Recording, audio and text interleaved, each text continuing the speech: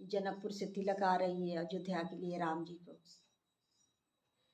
कहाँ माँ से आवेला तिलक माता, कहाँ माँ में सोर भैले हो। कहाँ माँ से आवेला तिलक माता, कहाँ माँ में सोर भैले हो।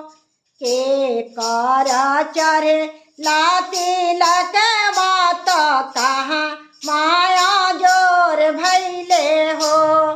के कर चढ़े ला तिलक माता, कहाँ माया जोर भैले हो।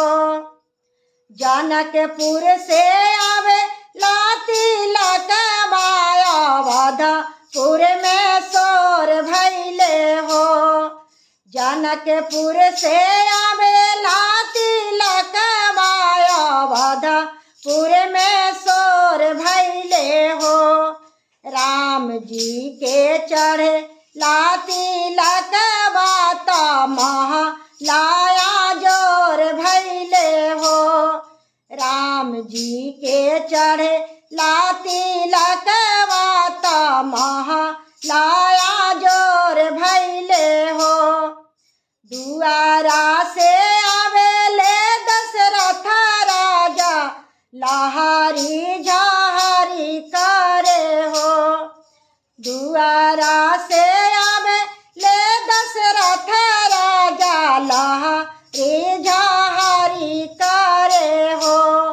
मोरे राम पढ़ा ला पंडित तिलक, काहे थोरे अइले हो। मोरे राम पढ़ा ला पंडित तिलक, काहे थोरे अइले हो। कहाँ माँ पटक बामे थाली लोटा, कहाँ माँ में गागर हो। कहाँ माँ पटक बामे थाली लोटा, कहाँ माँ में गागर हो। कहाँ माँ में राम के छुपई बाया जुरी, यो ना भरेला हो। कहाँ माँ में राम के छुपई बाया जुरी, यो ना भरेला हो।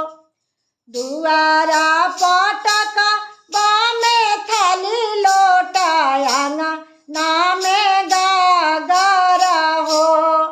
दुआरा पटक बामे थाली लोटा, अंगना में गागर हो।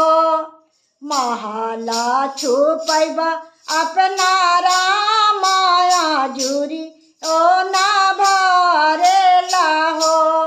महला छुपैबा अपन दूल्हा